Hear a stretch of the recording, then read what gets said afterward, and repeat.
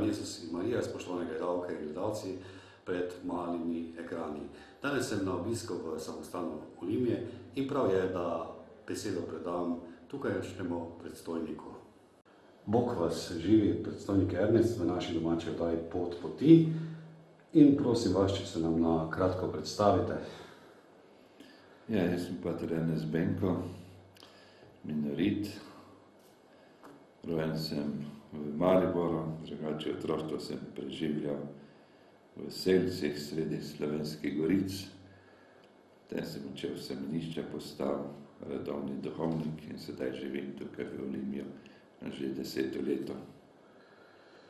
Kje leži vas Olimje? Kako lahko pridemo do vas, kajti gledajo nas tudi gledalci ne samo po celotni Sloveniji, tudi preko krščanskega strežnika RKC, pa bi kar vas prosil, da poveste, kje pravzaprav sem jaz danes vaš gost. Ta vasnica je res zelo skrita in če bi pred kakšnimi 20 leti nekoga vprašali, kje je vas Olimje, sem prepričan, da ne bi prav nišče vedel razen tih okoliščanov, kjer se ta vasica nahaja.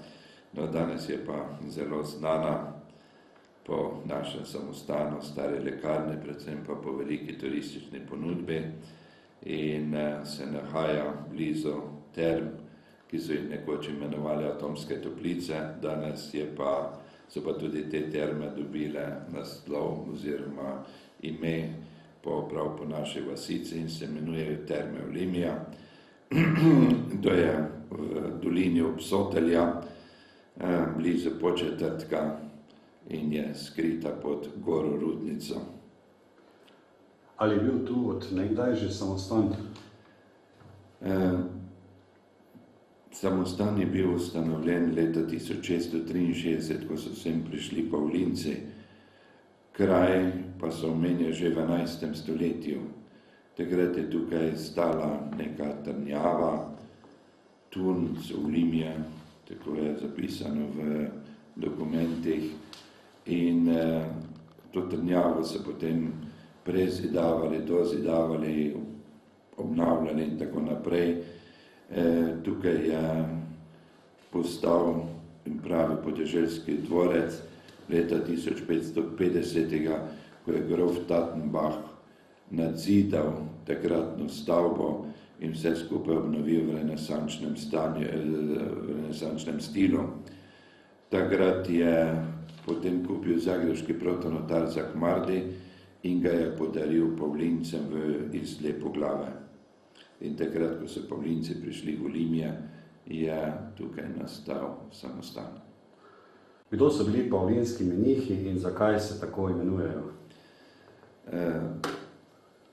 Ti menihi so v začetku živeli kot posamezniki po raznih samotnih krajih, predvsem na Madžarskem, pa tukaj na Hrvaškem. Potem jih je pa kanonike vzebi, združil in so nastali red, ki so si vzeli ime po svetem Pavlu Puščavniku, svetem Pavlu Tebanskem, kot mu rečemo.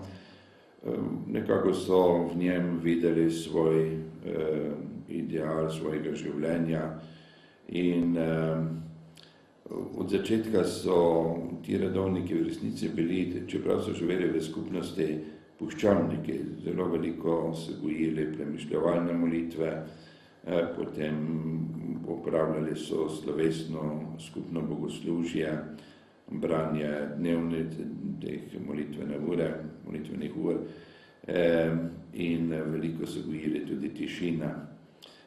Po drugem Vatikanskem koncilu so se prilagodili bolj za pastoralne razmere, čeprav tiste temelj njihove duhovnosti še je danes vedno, lahko rekel, puščavniška. Zelo pogosto se zbirajo k dnevnim molitvenim uram, še vedno gojijo tišino in častijo Mater Božjo. Ali ta red še tudi deluje danes? V Sloveniji ne, so pa na Hrvaškem. Namreč ta red je leta 1786 ukinil Jožef II. In so preživeli na Poljskem. In to je bil seveda zelo hud udarec za ta red, ker so bili zelo močni na Madžarskem, na Hrvaškem in po ukinitvi reda so kar nekaj časa, bi lahko rekli, kar životarili in se šele pozneje dodobra obnovili. Leta 1972 so se vrnili nazaj na Hrvaško in danes imajo na Hrvaškem, mislim, da 5 samostanov. Tukaj v Sloveniji pa ni, ker, kot sem že rekel, Jožef II. Je Olimski samostan zaprl že nekaj let prej, predne je bil Pavlinski red razpuščen leta 1783. In takrat so se patri odselili na Hrvaško in od takrat naprej v Sloveniji tega reda ni več. Kot sem prej omenil, sem gost v samostanu Olimje. Z čim vsem se v samostanu ukvarjate? Ja, to je sedaj minoritski samostan. Namreč moram malo povedati zgodovino tega samostana. Po odhodu Pavlincev leta 1673 je ta samostan doživel ene hude udarce in spremembe. Leta 1806 ga je kupil grof Atems, namreč na dražbi so ga prodali. Bil je po ukinitvi Pavlincev, je bil last Štajerskega verskega sklada in ti so ga potem na dražbi prodali. In ker grofje niso potrebovali te stavbe in istočasno so bili veliki davki na stavbe, predvsem na število oken in površino strehe, zato so Atemsi 2 dela tega samostana, 2 trakta zrušili. Ostal je samo tale sprednji, ki še danes stoji. Potem zgornje nadstropje so dali Atemsi župniku za stanovanje, ker tu je bila po odhodu Pavlincev ustanovljena župnija.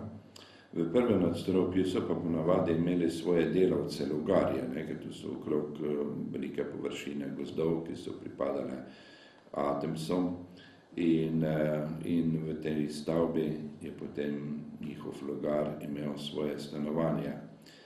V koncu druge svetovne vojne so nažalost lastnika tega gradu, Vando in Janeza Atemsa, partizani ubili in tudi starejšega sina. Ostali otroci so zbežali v Avstrijo in ta stavba z vsemi posestvi Atesovi je bila nacionalizirana. In ta nacionalizacija še vedno obstaja. Sicer teče ta postopek denacionalizacije, ampak to še ni končano. In država je leta 1990 ponudila ta samostan, nekdanji Pavlinski samostan, koliko ga pač ostalo, nam minoritom in mi smo tukaj podnajemniki. Namreč pogodba je z mariborsko škofijo in škofija pa je potem z nami naredila pogodbo in tako smo mi danes skrbimo za to poslopje, ga vzdržujemo in to je pač naše stanovanje. Ali nam lahko poveste tudi kaj o vaši lekarni? Verjetno gre za najstarejšo lekarno v Sloveniji. Ja, lekarna je v pritličju tega samostana in ta lekarna zraven župnije tudi nekako urejuje našo dejavnost tukaj v Olimju, urejuje tudi naš dnevni red. Prej ste me vprašali, s čim se ukvarjamo. Najprvo je gotovo tukaj naše pastoralno delo. Župnija sicer ni zelo velika, je 550 župljanov, vendar je zraven tega še pomoč po okolici, kjer kakšen duhovnik zboli ali je odsoten, kaj potem pomagamo tam.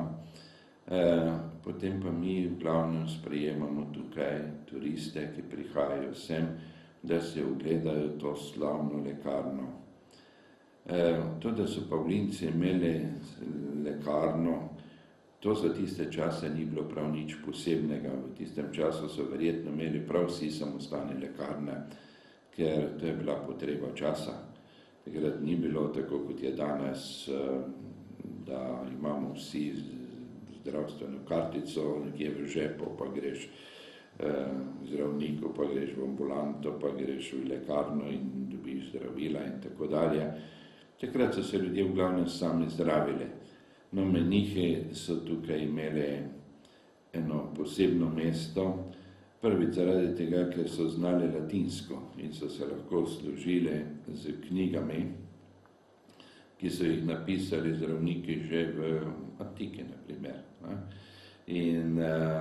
In so potem imeli veliko več znanja, kot pa samo, na primer, kakšne zeliščarice po vaseh. Druga prednost je bila, samostani so bili takrat polni menihov in oni so zlahka žrtvovali 2-3 člane svoje skupnosti za to delo. In pa še ena prednost je bila, oziroma kar je tudi vplivalo, namreč v pravilih, v vodilu je bilo menihov, je bilo zapisano, da morajo skrbeti tako za svoje zdravje oziroma za svoje bolnike, kot tudi za bolnike okrog samostana. In tako so Pavlinci pač tukaj določili eno sobo v pritličju, kjer so lahko prihajali tudi ljudje od zunaj za lekarniško dejavnost. Po odhodu Pavlincev je seveda oprema se izgubila. Namreč zanimivo je, da ob času, ko je Jožef II. Zaprl samostan, Pavlinci niso imeli več svojega lekarnarja, ampak so imeli že enega civila, enega žagarja, žagar se pisal, ki je upravljal to lekarniško dejavnost. In on je po odhodu Pavlincev še 2 leti deloval v Celju, potem se pa preselil oziroma 2 leti še deloval tukaj v Olimju, potem pa se je preselil v Celje in mi predpostavljamo, da je pač on pobral vse, kar je rabo, ostalo pa so verjetno ljudje raznesli, tako da od opreme se ni ohranilo nič. Ohranila pa se je čudovita soba z freskami, ki govorijo o zdravilstvu. Morda bo zanimivo za naše gledalce, kako pravzaprav pripravljate zelišča? Zakaj smo se mi sploh začeli ukvarjati z zeliščestvom? To je zanimivo, ker danes se pač več samostane s to dejavnostjo bolj malo ukvarjajo, ali pa ukvarjamo. Ampak tukaj v Olimju so ljudje prihajali si pogledati to staro lekarno in potem so tako malo izzivali naše patre in so govorili, ja, če že imate tukaj staro lekarno, zakaj pa potem nič ne ponudite? Saj vendar, če se imenuje stara lekarna, to se pravi, to je nekoč morala biti živahna dejavnost zdravilstva, tradicionalna medicina. In potem smo res začeli malo razmišljati o tem, malo pobrskali po naših arhivih in marsikaj se je dalo najti, odkriti in smo potem začeli gojiti zdravilne rastline. Najprvo smo jih nasadili okrog samostana, tako da jih ljudje lahko vidijo in prepoznajo. Kajti zdi se mi, da bi se ljudje radi vrnili nazaj k tradicionalni medicini. Mislim, ne v tem smislu, da bi to bila kakšna, kaj pa vem, nasprotje moderne medicine in tradicionalne medicine. To gre z roko v roke, to se nadopolnjuje. Ampak res je, da danes, na primer, ne vem, zdi se mi, da vse preveč smo se navadili na neke instant hrane in pijače in tako dalje. Narava nam pa nudi toliko toliko zdrave hrane in tudi rožic je toliko po naših dvoriščih, travnikih in tako dalje, ki v sebi nosijo zelo elemente, ki so zelo pomembni za naše zdravje. In če bi se ljudje pripravili en dober čaj, bi vsekakor s tem spodbujali svoje zdravje. In ker se ljudje tega zavedajo, ampak nimajo dovolj znanja, zato smo jim mi nasadili te rožice okrog samostana, jih tudi označili z napisi, tako da jih lahko vsakdo prepozna, pa tudi ve, zakaj se uporabljajo. Torej, to je to. To ste zelo lepo povedali, tudi velikokrat slišimo, da za vsako bolezen raste rožica. Tukaj ste res doma v osrčju narave. Ali lahko opisate kakšno zdravilno mešanico, na katero ste najbolj ponosni? Takšnih, da bi bili prav posebej ponosni, nimamo, ker za vsako bolezen je pač neka druga mešanica. In pač, če ima nekdo, pokvarjena jetra, potem je to gotovo za njega ta najboljša mešanica ta, ki je za jetra. Drugi, ki ima holesterol, bo seveda rekel, viš, to je pa najboljša mešanica, ker mi je izbila holesterol, ne? Ali pa naprimer nekdo, ki ima, tako kot jaz, težave s pljuči, pa če dobi dober čaj, da mu pomaga izkašljavanje, in bo rekel, viš, to je pa najboljši čaj, ne? Tako da jaz mislim, da je vsak čaj, ki ga pač pripravljamo, je za tiste, ki imajo potrebo po tem čaju, za tiste je ta čaj najboljši. Prej ste omenili red Minorita, morda čisto na kratko nekaj o tem redu. Ja, mi smo sinovi svetega Frančiška Asiškega, manjši bratje, Minorite, ne. Tako se je imenoval red v začetku. Pozneje se je red razdelil na 3 veje, na frančiškana, kapucine in Minorite. In mi delujemo tukaj v Sloveniji, v glavnem na Štajerskem.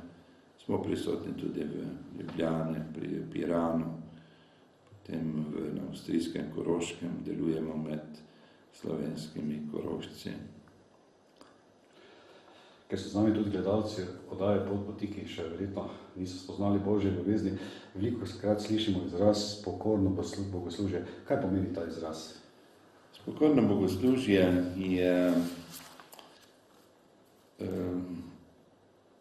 en obred, ki človeku pomaga, da se bolje pripravi na sakramentalno svetospoved, ali pa da bolje spozna svojo življenjsko pot, ki morda ni bila v skladu z voljo Božjo.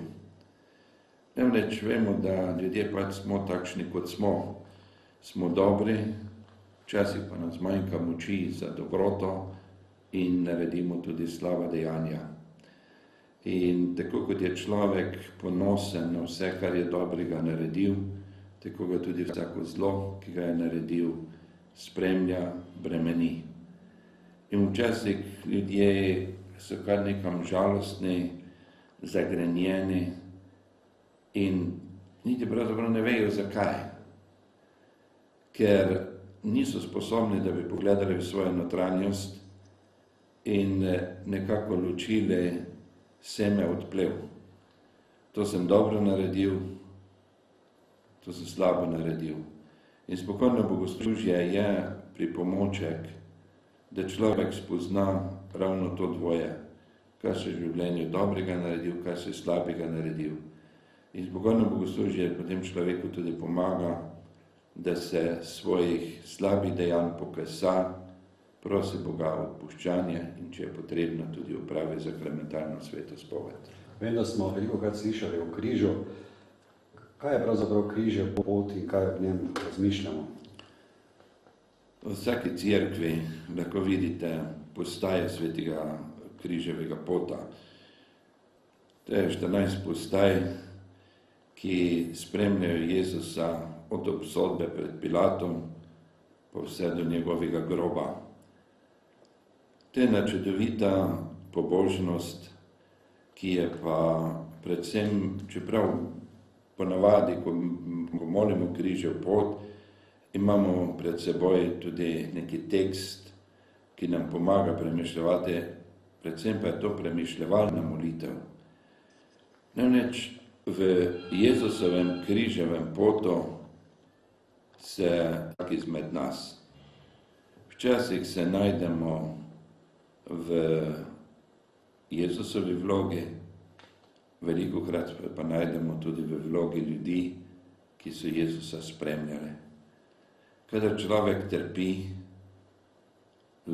se najdeš prav v Jezusovi vlogi, ko je bil obložen s križem, zasovražen, tepen, je padal in tako dalje. Včasih se najdemo v vlogi Veronike, ko moramo streči bolnikov, pa nam je morda malo težko, ali pa ne reče ravno bolnikov, kadarkoli moramo streči ljudem, pa se nam morda zdi to delo že utrujajoče in se človek spomni na Veroniko, kako je iz ljubezni podala Jezusu prt in Jezus ji je dal sliko svojega obraza. In to je spodbuda človeku. Če dobro delam, Bog na mene ne bo pozabil. Bog bo obnavljal v meni svojo sliko. Tako se lahko najdemo tudi v Simonu Cirencu ali pa v vojakih, ki so Jezusa pretepali, ga pribili na križ in tako dalje. Molimo samo v posebnem času križev pot ali tudi drugače za življenje? Križev pot je pobožnost, ki jo lahko ki jo lahko molimo in gojimo vsak dan. In mnogo redovnikov in redovnic in tudi laikov je, ki ga upravljajo to pobožnost vsak dan. Ker premišljevati Kristusovo trpljenje, to je velika šola. To je šola ponižnosti, šola vdanosti v voljo Božjo in še marsikaj. Kaj pomeni, da gleda človek svoje življenje skozi Jezusove oči? Ja, to je pa naš ideal. Namreč danes opažamo to, da smo se naučili, kako bi morali živeti, torej v teoriji vemo, kako bi morali živeti, v praksi pa nažalost dostikrat od tega odstopamo. In tako na primer starši učijo otroke, kakšni naj bodo, sami pa tega ne živijo. Nažalost je to dostikrat primer tudi iz naših vrst. Duhovniki znamo čudovite nauke davati ljudem, sami pa dostikrat živimo malo mimo tega. In pogledati na svoje življenje z Jezusovimi očmi je prav to, ali je moje življenje v skladu z voljo Božjo. Jaz se spomnim, ko sem bil še v malem semenišču, nam je vzgojitelj velikokrat rekel, kadar si pred kakšno odločitvo, bodi si veliko ali manjšo, vedno se vprašaj, kaj bi sedaj naredil Jezus na mojem mestu. Kako na to stvar gleda Jezus, kako gleda na to Bog. In ko si tako premislil, potem si skoraj vedno, ali pa ne skoraj, vedno si izbral tisto ta pravo pot. Ker nisi gledal na njo z neko, tako samo človeškega vidika, ampak si z Božjega vidika. In to je tisto, za čim se moramo neprestano truditi, da bi živeli v skladu z voljo Božjo, tako kot Bog želi. Pol je mir v srcu. To ste takole čudovito povedali. Velikokrat srečamo besedo ponižnost. Kaj pravzaprav ta beseda ponižnost pomeni na kratko? Ponižnost. To je težko obesediti, kaj je ponižnost, ker poznamo pravo ponižnost, poznamo puklavo ponižnost, ne, in primer nekdo se dela ponižnega, ne, ja, pa ja, ne bi pa tako, ne, pa se jaz nisem sposoben, pa tako, ne, in se dela samo zaradi tega, da ga da čim dalje časa prisiliš in tako dalje, da potem on izstopi kot nekdo. Ponižnost. Gledati Jezusa Kristusa. Kakšen odnos je imel do človeka, kako je opazil stisko ljudi, ali pa na primer Marijin primer v Kani Galilejski. Takrat, ko je zmanjkalo vina, bi Marija lahko naredila tako, kot pač ponavadi ljudje naredimo, kar malo privoščimo, ne, pa rečemo, ja, kaj se pa grejo, kaj so si pa naredili takšno gostijo, zdaj pa vina nimajo. Marija pa opazi zadrego, nič ne govori, samo k Jezusu gre in reče, vina nimajo, ne, pomaga jim, to bo zadaj škandal in tako naprej reši. Vidite, tista ponižna dekla, ne, ni najprej šla k ženi, no pa rekla, jaz bom posredovala. Samo tako ponižno je rekla, ja. Ta krepost, več je, lepše nam je na tem svetu, ne? Več, ko je ponižno, tiste prave ponižnost, ne narejena. Veliko je, čeprav ta ponižnost ne pomeni, da jaz ne izkoristim svojih darov, da ne bom včasih tudi jasno in glasno povedal svojega mnenja, ker tudi zato je potrebno ponižnost, veste. Če ti, na primer, nekoga opozoriš na njegove napake, je to lahko eno veliko delo ponižnosti, zaradi tega, ker ti veš, da boš dobil nazaj eno hudo brco, ker nišče se ne pusti vodite, vzgajate, ne, to smo strašno občutljivi, če nas nekdo upozori na naše napake. Ja, se pravi, to je ena kompleksna stvar, ponižnost, tako da jaz ne bi znal tega tako točno razložiti. Bog daj, da bo tako. Tukaj tudi srečamo besedo nečimrnost. Kaj je ta beseda na kratko nečimrnost pomeni? Nečimrnost. Ja, imamo v Svetem pismu zelo veliko zapisano o tej nečimrnosti. Nečimrnost, čez nečimrnost in vse je nečimrnost. Tako pravi Sveto pismo in ker sem bil mlad, nekako nisem imel preveč rad tega, nekako se mi je to zdelo malo pretirano in vse skupaj. In še danes te besede mislim, da je popolnoma ne razumem. Ampak jaz mislim, da je nečimrnost to, ko na primer toliko damo na tu zemeljsko življenje, pa samo, da bomo spadli, pametni, da bomo spadli malo lepši, kot smo, bolj dobri in tako naprej. In potem se v tem smislu trudimo, ne. No, enkrat mi je prišla ena taka zlobna misel, na Veliko soboto sem blagoslavljal jedila, pa so bile ženske tako lepo pobarvane, lase so imele ene plave, druga rdeče, tretja zelene, ne vem kaj vse. In je bil kot pisani travnik v cerkvi, v glavnem so pa to bile vse starejše gospe, ne. In mi je takrat tako nekako pač, ne vem, zakaj mi je ta hudobna misel prišla, sem rekel, koliko nečimrnosti danes v času, ko obhajamo trpljenje Jezusa Kristusa, on umira na križu, ga imamo v grobu, mi se pa tako lišpamo. No, ko sem bil mlad, bi gotovo tega ne razmišljam, to sem zdaj razmišljal, ker sem že star. In veste, takšnih priložnosti, ko je človek nečimrn, je zelo, zelo, zelo veliko v našem življenju. In vse tisto, kar je nepomembno pred Bogom, ne, kar je samo zato, da izstopim, da se nekje pokažem, da delam za svojo slavo, da prekomerno grabim za sebe.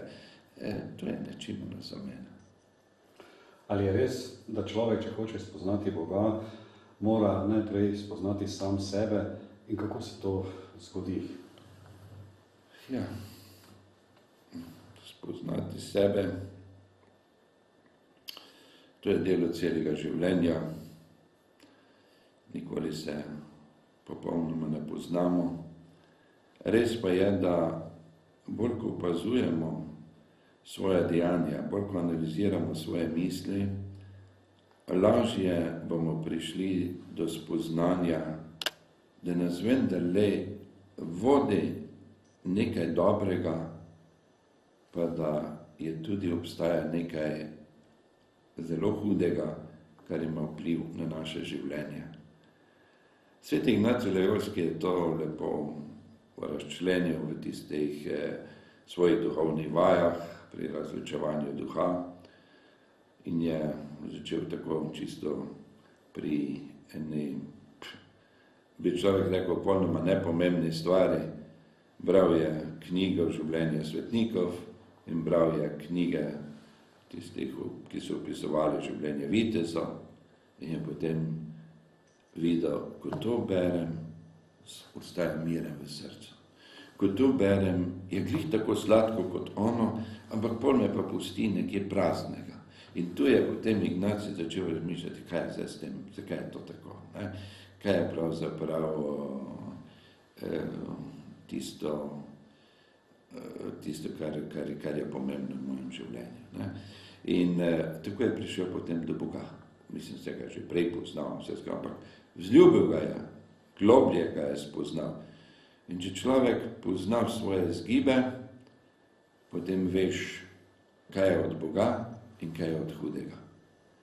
In preko sebe prav gotovo, da lahko človek pride do Boga.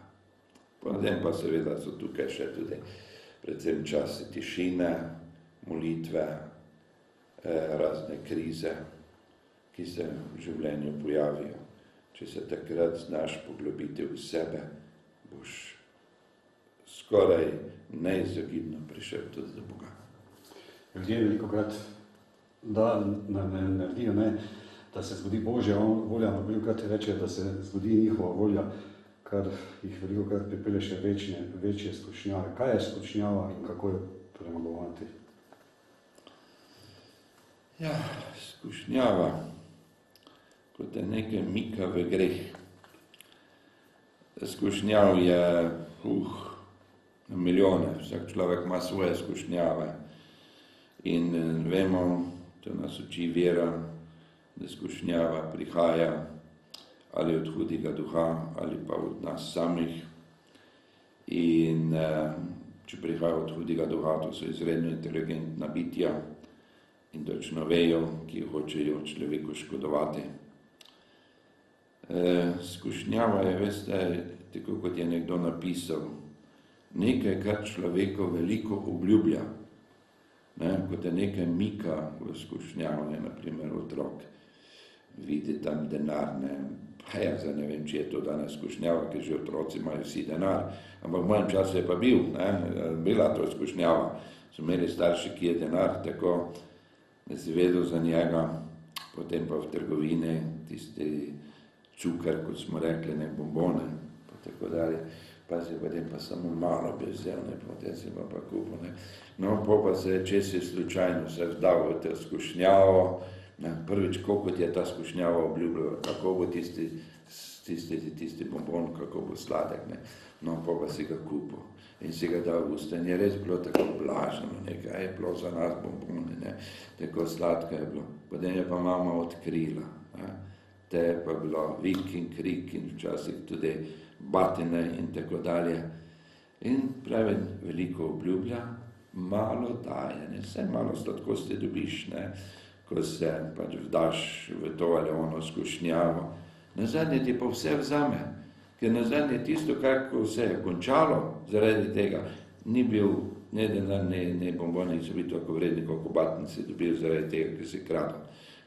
To je en takšen primer, banalni, je dober primer pri vsake skušnjave. Veliko ti obljublja, to je pamet dela in tako dalje. Potem ti da neko zadovoljstvo, nazadnje ti pa vse vzame. To so razne skušnjave, ki jih pač mora vsak to sam premišljati. Torej se z te skušnjave skoraj ne splača iti, težko je ločiti, kaj je greh, kaj je skušnjava, verjetno to zelo povezano, gre tesno eno ob drugem.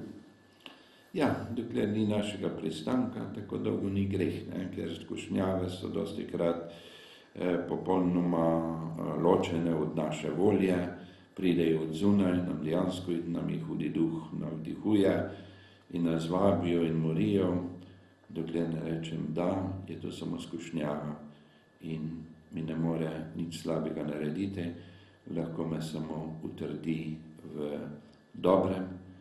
Ko pa popustim, torej najhujše je, ko greš, ko se začneš skušnjavo nekako pogovarjati, ne, kot je skušnjava, ne, pa saj to ni takšen greh, ne, pa reš, ja, pa saj res, pa saj to, pa mogoče pa res ni takšen, pa saj, ne, ko začneš to baratati, ne, potem si že, pol si že težko, da boš potem se zaustavil.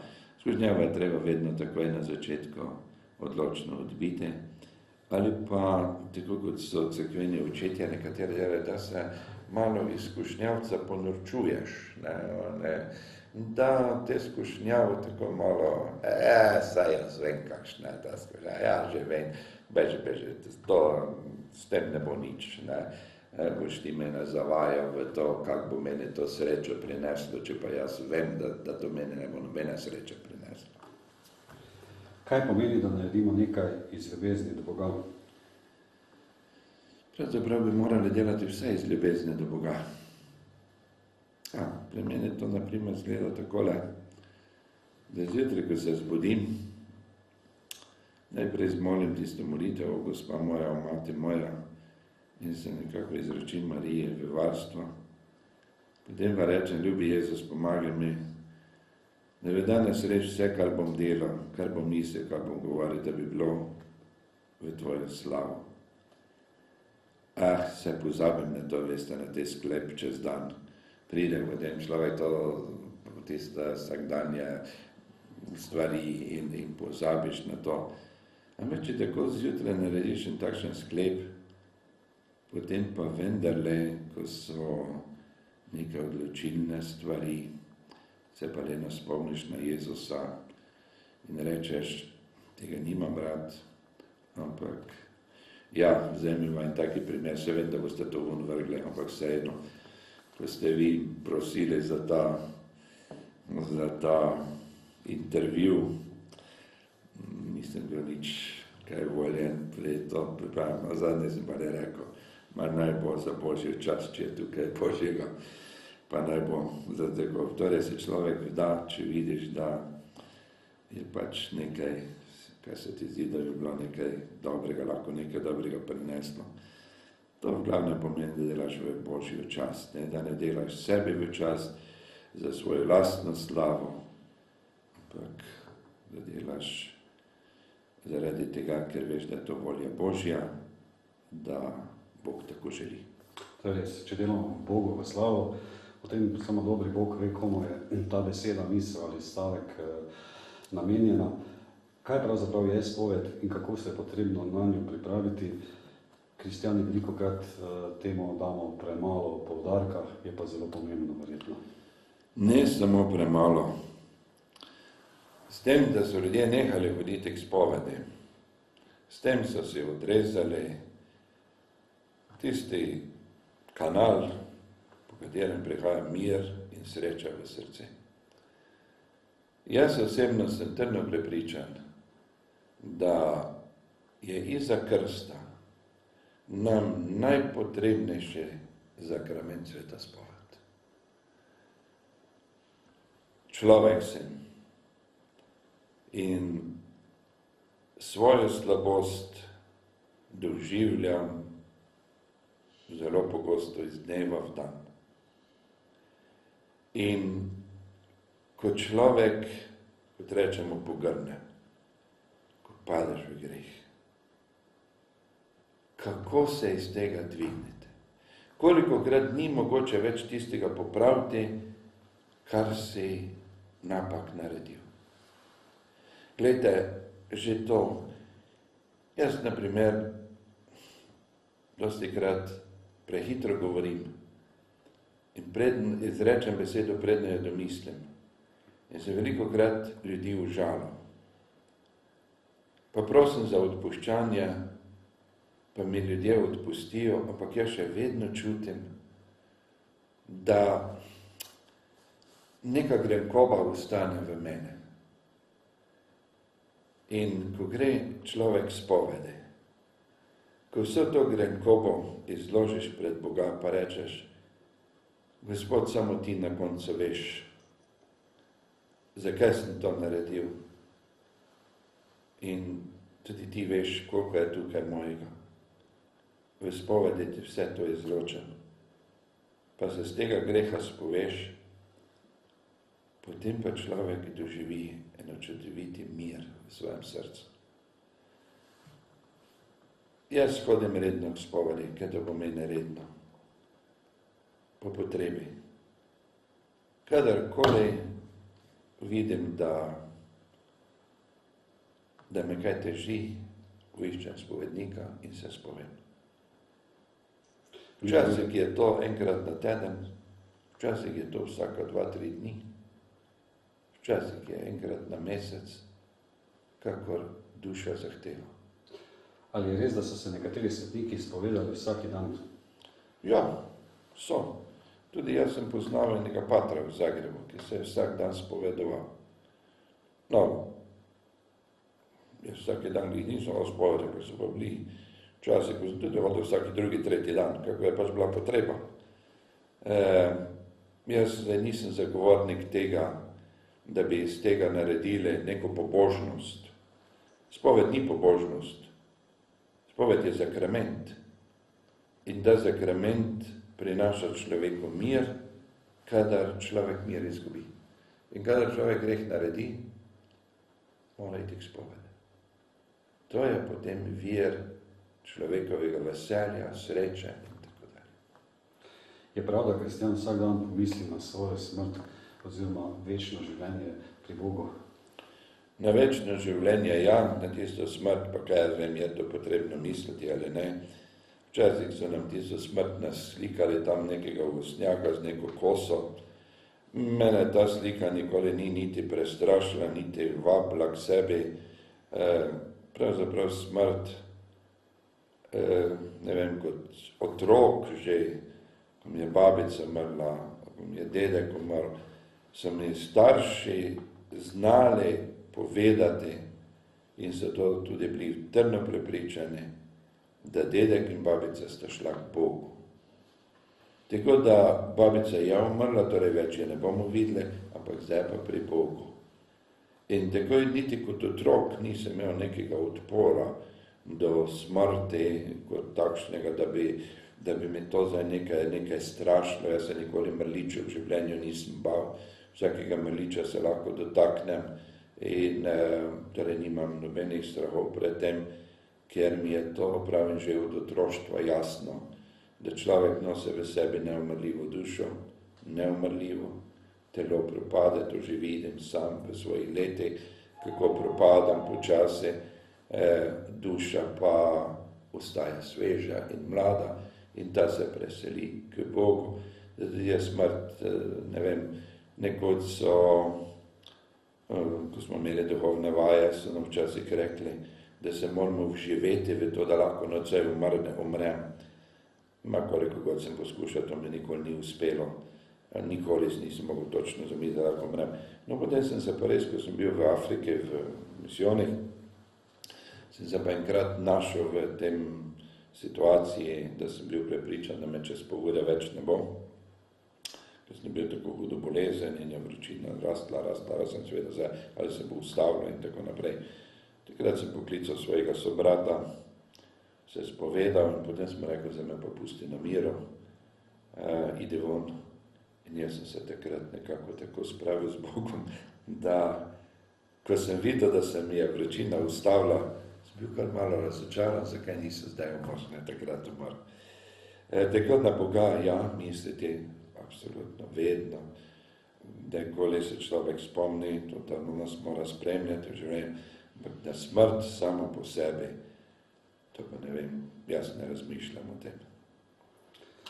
Kje ste pa bili v misijonih? Verjetno je tista molitev, vera drugačna v misijonih oziroma v predelu, kot je Afrika, Azija in tako naprej, kot v Sloveniji. Ja, jaz sem bil v Zambiji, ko sem prišel v Zambijo.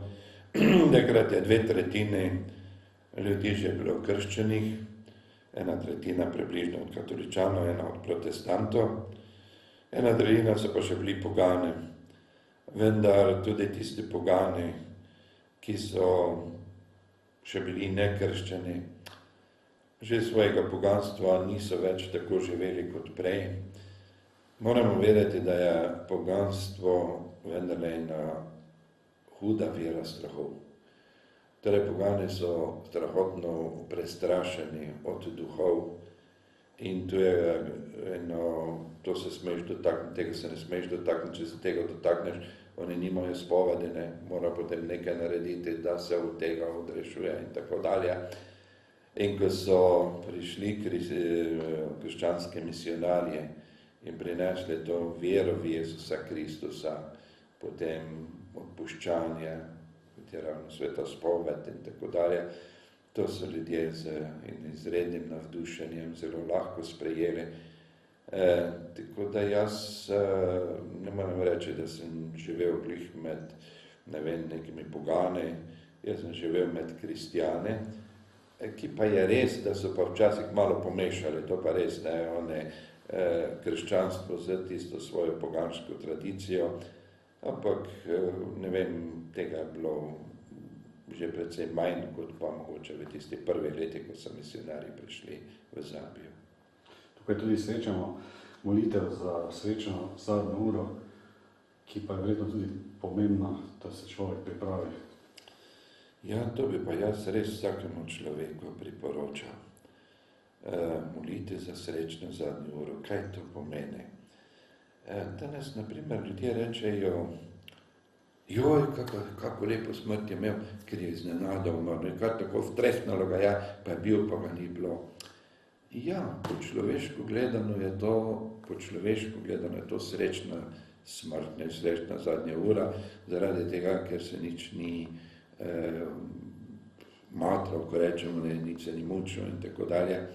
Ampak z Božjega stališča pa ne vem, če je to glih najbolj zaželjeno, vsaj jaz nimam glih takšnih želja. Jaz sem povedal, kako sem se pripravil na smrt v Zambiji. Poklical sem sobrata, sem se spovedal in potem sem imel še toliko časa, da sem se res predal Jezusu, sem rekel, Jezus, prihajam k tebi, bodi mi usmiljen, ne bodi mi sodnik, ampak odrešenik. To še se spomnim, da sem takrat mogel. In vidite, če se človek tako pripravi na smrt in potem v miru umreš, ker si pusto nekako na tem svetu tisto, kar si na tem svetu zagrešil in se predajaš objemu vsemogočnega Boga. To je za mene srečna smrt, veste. To.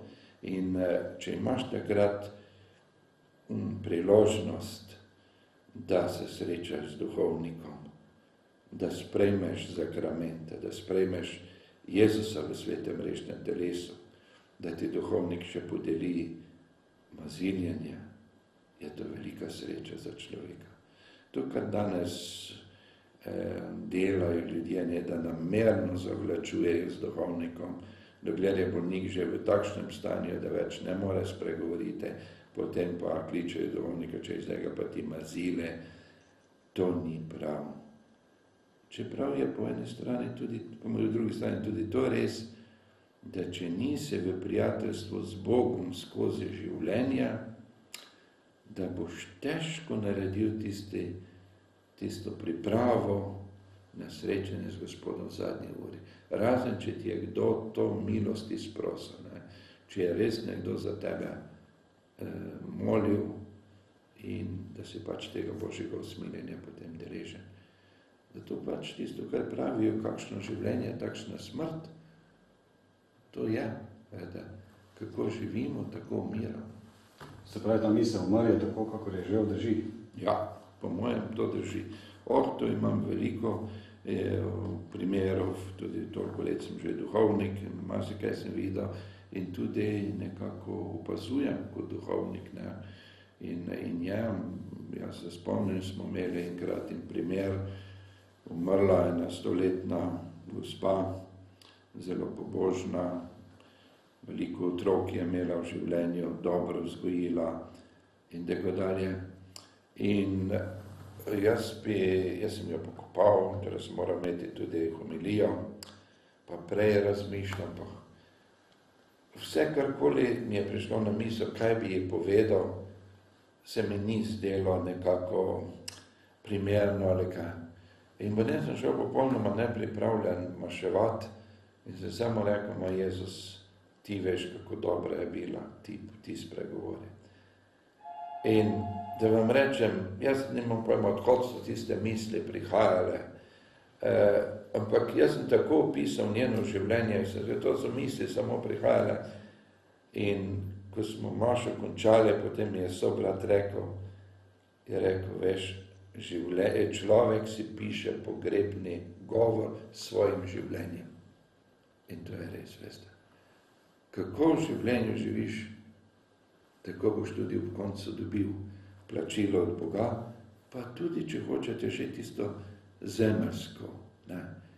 Človeku, duhovniku je dano, da takrat spregovori pravo besedo. Tisto, kar si je človek v življenju zaslužil. Jaz bi na koncu oddaje se želel zahvaliti vsem gledalcem, ki so me pripeljali k vam. Povedali so veliko lepega, dobrega.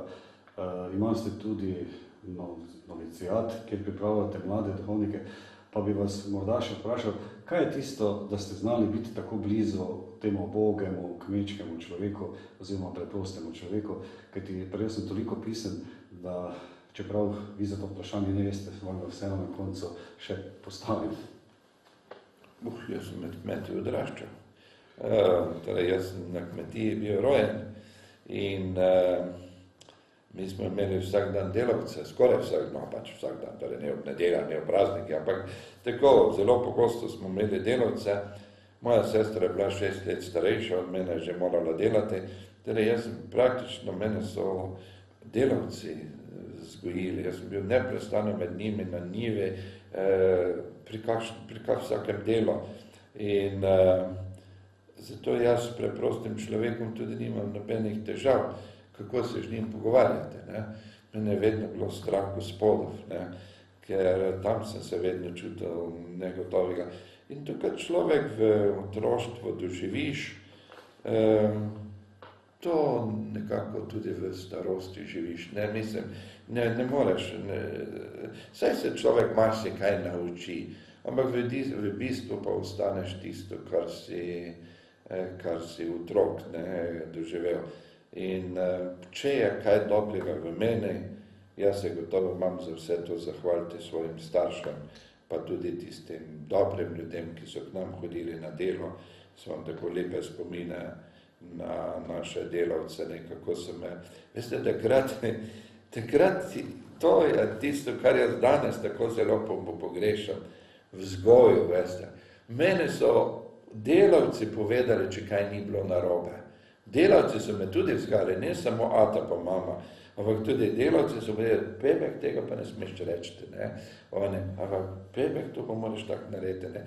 To so mi delavci tudi povedali, ne. In ali pa se spomnim in gospe Škrbinčeve iz osnovne šole, da je bila učiteljica, ne. No, to so pač bila 53. 54. leta in tako naprej, da vemo, kako so one morale nas učiti, učiteljice, da moramo pozdravljati zdravo, pa tako dalje. In je najprvo bila tista malo politična vzgoja, kakih 5 minut, potem je pa ta učiteljica nekako pozabila na tisto. Bolje pa postala tista dobra učiteljica, takšna, kot je bila, pa je začela. A ste spoštovali danes stare ljudi, ko ste šli po poti, a ste jih pozdravili, se niste s koga norčevali in tako dalje. Vidite, to je bila vzgoja, ki je, kar pa vem, otroke nas je oblikovala in vse smo potem v življenju marsikarikrat delali proti tem spoznanjem, ampak vedel si, to ni bilo prav. to mora iti nazaj, ne? In to je tisto, kar človeka potem tudi vodi skozi življenje. Bog daj, da bi starši spet začeli to lepo vzgojo za življenje, pa tudi šola in vsi, ki smo pač odgovorni, da mlademu rodu pomagamo, da bi stopili na tisto pot, ki je darovanje, ki je pač pot do človeka, potrpežljivost, dobrota. Pokloni za sprejem, pogovor, plemenite misli in naj vam Bog povrne za vse to, kar ste naredili za tega malega človeka. Čeprav je tukaj beseda hvala premalo, vam jo isto izrekam. Vas pa, moji prijatelji, povabim, ko gleda oddaje o sveti deželi, morate biti z nami. Vse dobro vam želim na vseh življenjskih poteh, povabim vas tudi v samostan Olimje, kjer boste veliko lepega videli, slišali, pa vas lepo pozdravljam z tistim starim krščanskim pozdravom. Hvala Jezus in Marija.